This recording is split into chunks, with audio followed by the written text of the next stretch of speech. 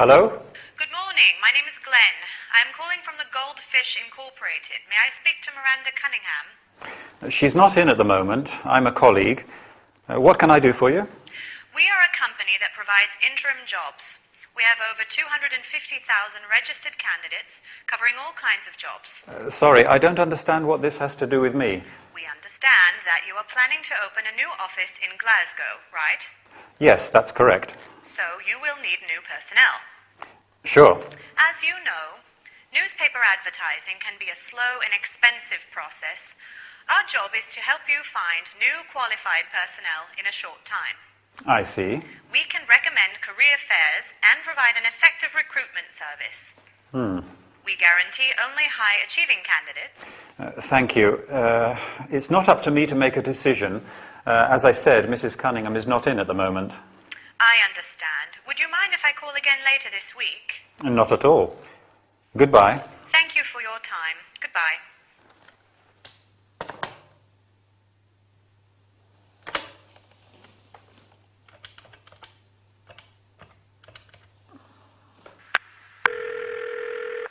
Hello, the Sentinel. How can I help you? Yes, I'd like to place a job ad in your newspaper. Hold the line, please. I will put you through to Mr. Finder.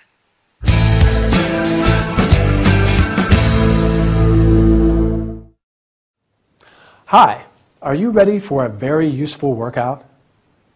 We are going to talk about selling on the phone, job offers, and so on. Quite an interesting subject, right? Today we are going to learn about specific phone language, job-related terms and verbs, offering services. Al is in Miranda's office when the phone rings.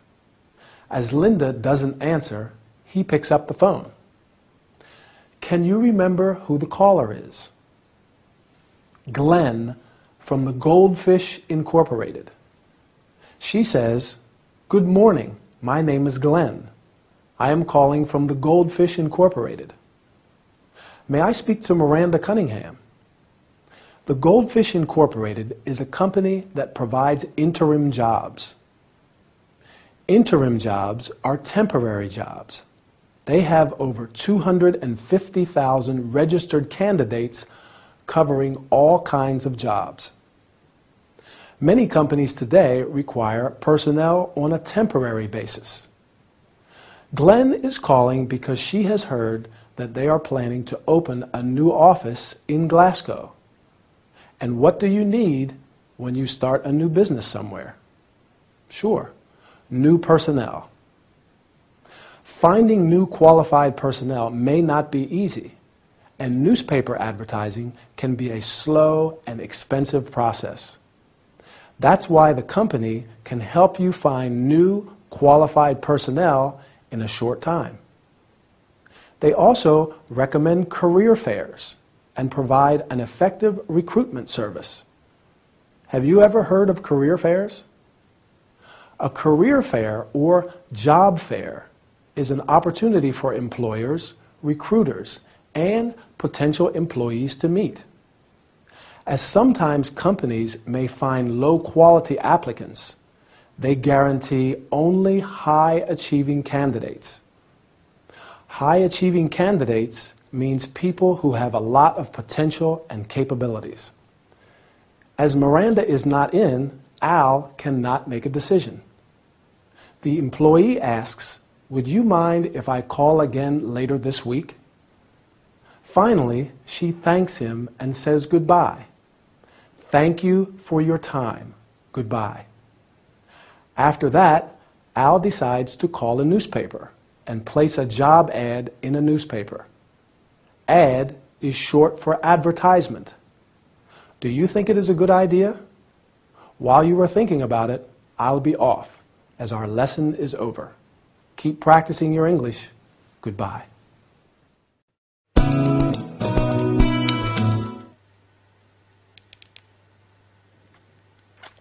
Oh, I almost forgot. Miranda is in court and has asked me to check her emails. Okay, Miss Adams. Dear Mrs. Cunningham, I wish to inform you that another unpleasant event has occurred and... Let's see, this one. Hi, Miranda. I would like to know the dates and location of the conference on bioethics and health law. Thanks a lot, Janet. Send email to Janet as soon as possible. Oh, help. I have to send an email to all the colleagues. I must tell them that there will be no internet connection from 10 to 12 today. Subject, internet connection failure. Dear colleagues, I am writing to inform you that due to technical problems, there will be no internet connection from 10 to 12 this morning. Let me apologize for the inconvenience. The IT department has guaranteed that by 12, everything will be back to normal. If you have any questions, please feel free to contact extension 335 IT Services. Thank you for your attention. Kind regards. Postscript. I know you are going to hate me. 2 hours without the internet. But it's not my fault. I am just a personal assistant, and there's nothing I can do about it. Lots of kisses. Your friend, Linda. I'm afraid I can't send it like this. Okay, let's write something serious. Miranda would kill me if I sent something like this.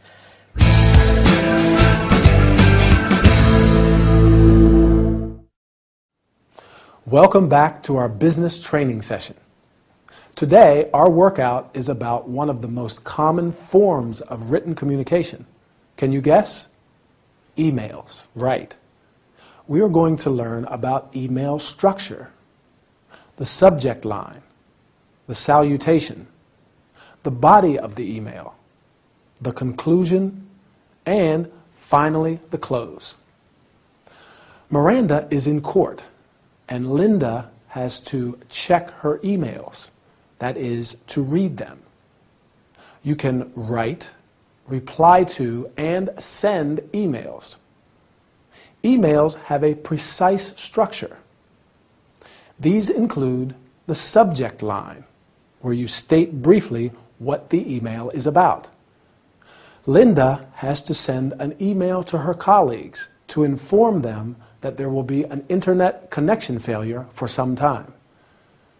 The subject line of her email is internet connection failure.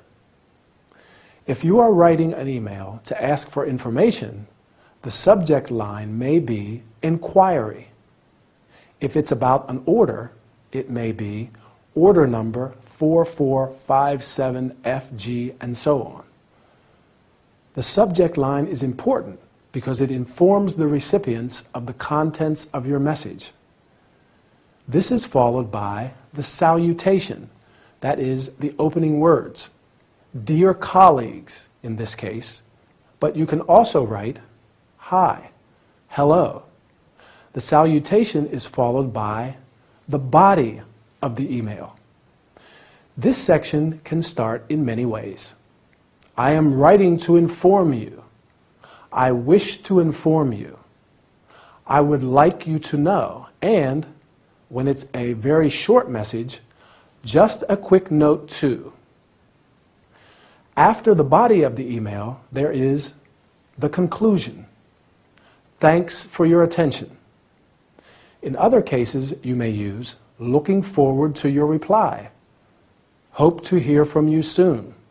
And please write soon. Finally, the close. Do you remember what Linda wrote? Kind regards. Can you think of other ways of saying that? I'll help you. Yours sincerely. Yours faithfully.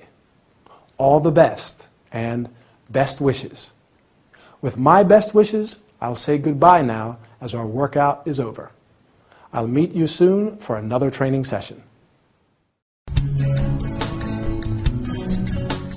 Adriana, have I told you about the photos for the magazine? What photos? What magazine?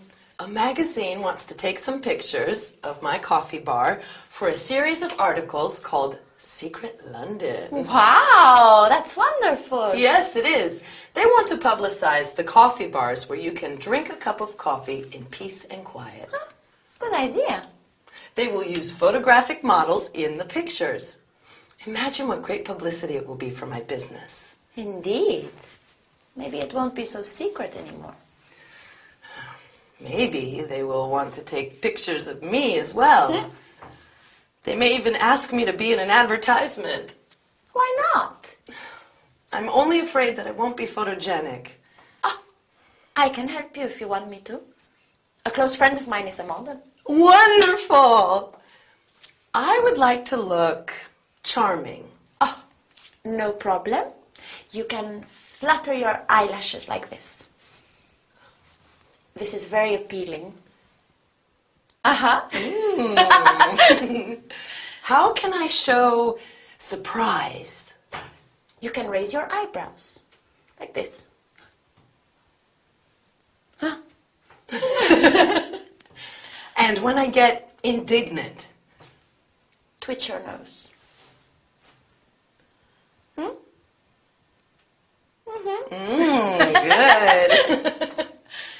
And what about self-satisfaction? That's my favorite one. You smirk. And if you're happy, you beam. One last thing. How do I show disapproval? Easy. You sniff. It's very effective. Well, I hope that's not necessary. Yeah.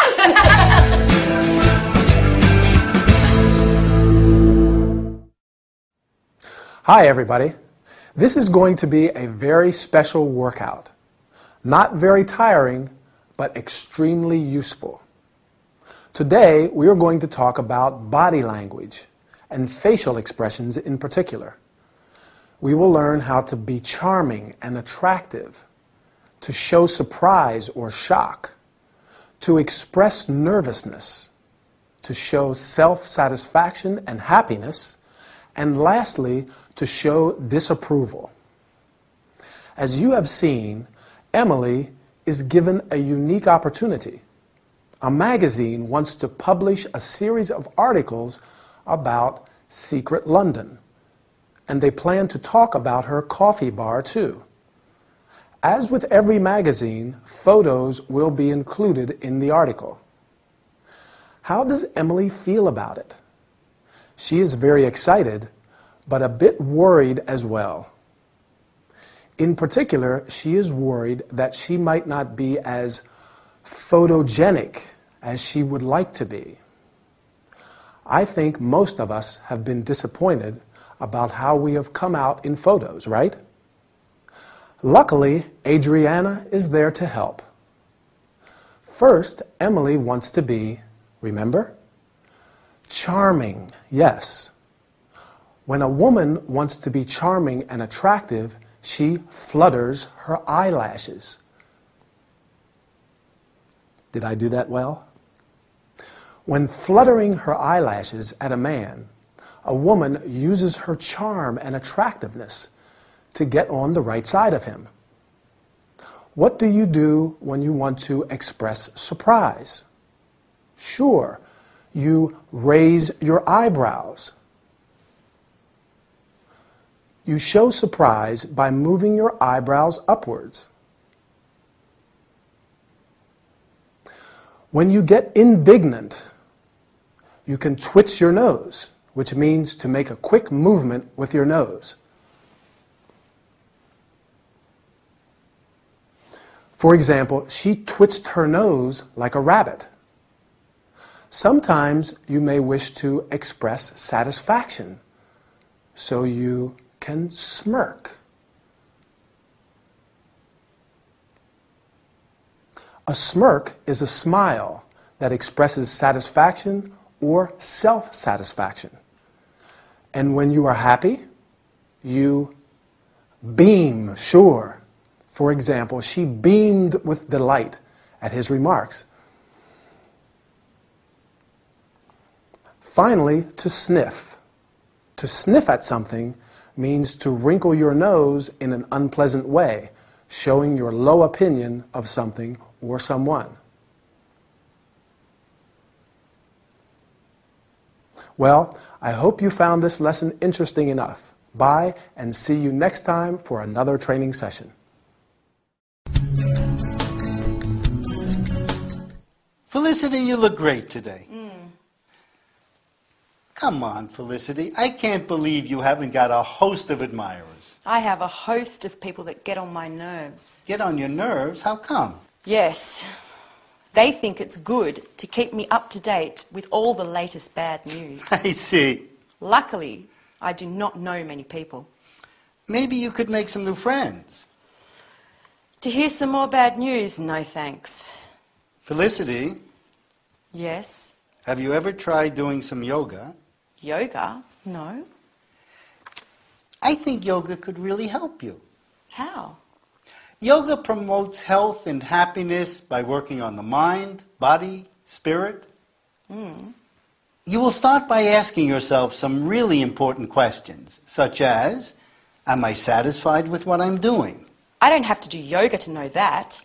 Yoga teaches you that happiness does not depend on external events. What does it depend on then? It is a completely new perspective. You learn to be happy now, to turn despair into joy. That's really hard to believe. The main form of yoga practiced in the West is Hatha yoga. Hatha yoga? Yes, it involves yoga postures and breathing exercises. Postures? There are a lot of yoga postures.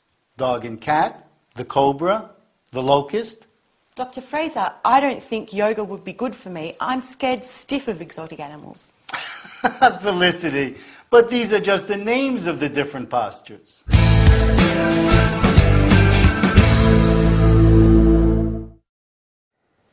Hi. Today we are going to do a fantastic relaxing workout. One that will make you feel great even if you have had a very hard day. In fact, we are going to learn a lot of terms related to yoga and contemplation. Felicity is in Ray's room. She is not very happy, and Ray is doing his best to improve her morale. He proposes her to try yoga because yoga promotes health and happiness. He says yoga teaches you that happiness does not depend on external events. Happiness is the feeling of being in high spirits. Synonyms of happiness include joy, great happiness, bliss, perfect happiness, and delight. That means great pleasure, satisfaction. Opposites of happiness are unhappiness, sadness, and melancholy. As you have heard, yoga enables you to turn despair into joy.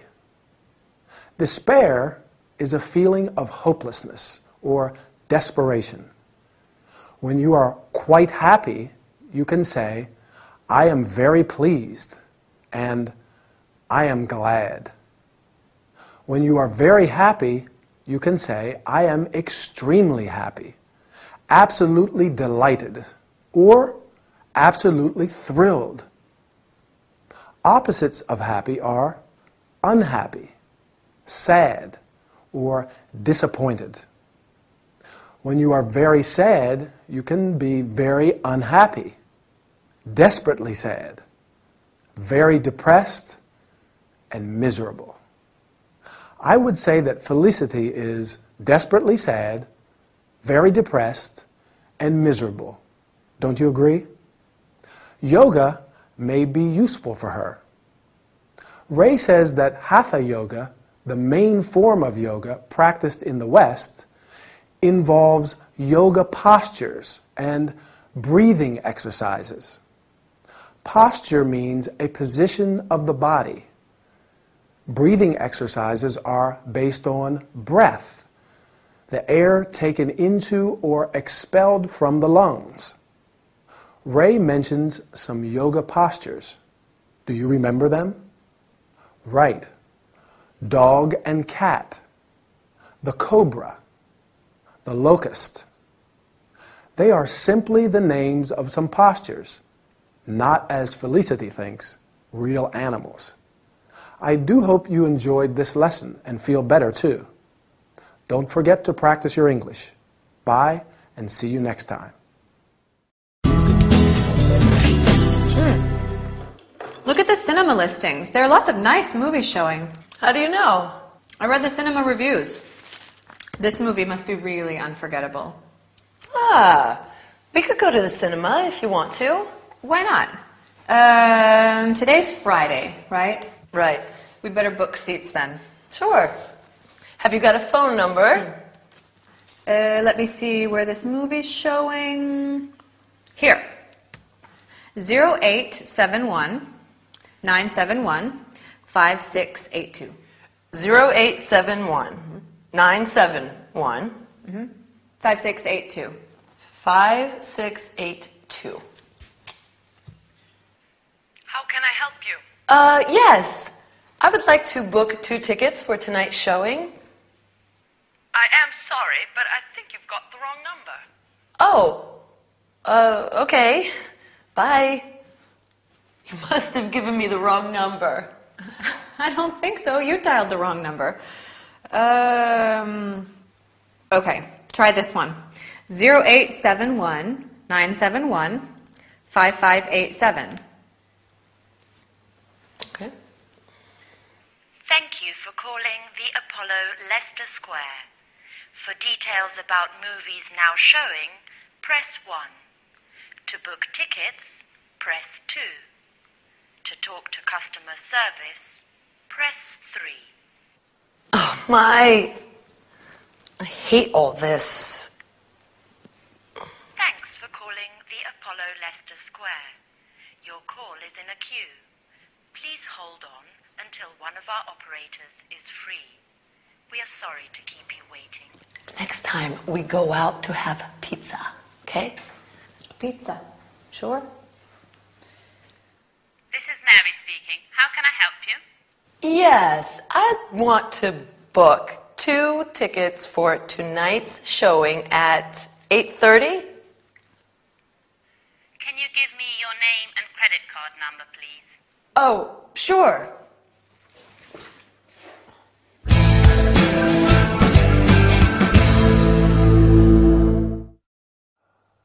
Hi everybody. Our workout today is going to be very pleasant. In fact, we are going to the cinema. You like going to the movies, don't you? However, sometimes you may have to book the tickets by phone, and that's not always easy. We will learn about how to book tickets by phone, how to say that a phone number is wrong, and about telephone messages. Lucy and Emily have decided to go to the cinema. Lucy has seen the cinema listings. That is, the list of movies that are showing. She reads the cinema reviews or comments on the movies. As there is a nice movie showing, they decide to go. But it's Friday, right? And it's better to book the tickets beforehand. Lucy finds a phone number, and Emily makes the phone call. Unfortunately, she dials the wrong number, and the person who answers says, "I am sorry, but I think you've got the wrong number." Sometimes you may want a specific person. So the answer could be, "I am sorry, there's nobody of that name here." Fortunately, Lucy finds another number. This time there is a recorded message. "Thank you for calling the Apollo Leicester Square. For details about movies now showing, press 1. To book tickets, press 2. To talk to the customer service, press 3. Since there is not always someone on the other end, it is important to learn to understand phone messages. When Emily dials the number, there is another recorded message. Your call is in a queue. Please hold on until one of our operators is free. We are sorry to keep you waiting." You can also hear, "We are experiencing an unusual volume of calls. Please hold the line." Or, "All the lines are engaged at the moment. Your call is in a queue. Please hold on and your call will be answered as soon as possible." Finally, when she has lost all hope, Emily is able to speak to an operator and book the tickets. Obviously, if she finds her credit card, what do you think? I do hope she finds it and that they will be able to do what they have planned. By the way, I am going to the cinema too tonight. It's a very scary horror movie. I'll tell you about it next time. Bye. Would you like something to drink? Yes, sure. I'd like a natural fruit drink if possible. Gin and tonic for me. Okay. You are from Australia, right? Yes, I am. I'm going there in a couple of months. Do you have any recommendations on what I should see? Sure. I'm from Sydney. Sydney is Australia's largest city and a real cultural melting pot. Interesting. There is a lot to see, but there are some places that cannot be missed, such as the harbour, the Opera House, the historically important area of the Rocks, and the World Heritage Blue Mountains, not far from Sydney. I could lend you a travel guide of the city if you wish. That would be great. But the most important thing is not to miss a party on top of a skyscraper. The view of the city and its harbour is breathtaking. Are you ready to leave? Sure. I have even bought a new camera for the occasion. What I mean is visas, passports, insurance, and so on. Not really. It's essential to have such practical information prior to and during journeys to faraway places such as Australia. That's right. For instance, a visa is required of all visitors to Australia. How can I obtain the visa? Oh, I can't remember. Visa regulations change from time to time, so you'd better check on the internet. What about vaccinations? There are currently no specific vaccinations required. Thank goodness. Just one last suggestion. I don't wish to be impertinent, but perhaps it would be a good idea to have a new hairdo before you leave. What? A new hairdo. I am a hairdresser, and a new hairstyle is always important before important changes and experiences. Yes! That is a great idea!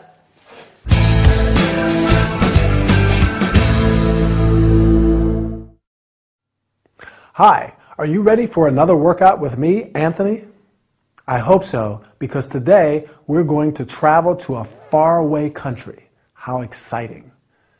We're going to learn about talking about places of interest, practical travel information. Emily is about to go to Australia. Since Chloe is from Sydney, she provides some information on places that cannot be missed, that she must see, such as the harbor, the opera house, and so on. Along with these places, she recommends, do you remember what?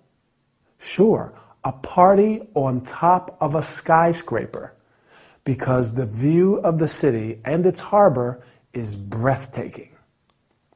Breathtaking means of outstanding beauty. When you travel, there are many things to take into account. One of the most important is practical information. That is information related to visas, passports, insurance, and so on. This practical information is particularly important when traveling to faraway places, such as Australia. Far away means distant. First, you have to check if your passport is valid. Then you should check if a visa is required. Chloe says that a visa is required of all visitors to Australia. A visa is an official mark made in a passport which allows you to enter or leave a particular country. For example, you can say, I traveled to Argentina on a tourist visa. There are two main kinds of visa, a tourist visa and a work visa. A tourist visa usually lasts for a few months, while a work visa lasts longer, but it is much more difficult to obtain. Visa regulations change from time to time, so you'd better check on the internet. It is indeed wise to check the internet for visa and other types of regulations as well. Another very important aspect to take into account is health information. Are vaccinations required? A vaccination is a protection against a particular disease, usually by injection. Indeed, the authorities may not let you enter a country if you haven't had the required vaccinations. And that would be most upsetting, don't you agree? Luckily, there are no specific vaccinations required. So, according to Mr. Little's opinion, the only thing Emily needs is, remember? Sure, a new hairdo. That is the style of a person's hair. Hairdo is a term especially used for women. Well, I can't go to Australia, and I'm not going to go to the hairdresser, but I am going to the barber shop to get a haircut. Bye, and I'll see you soon in our next training session.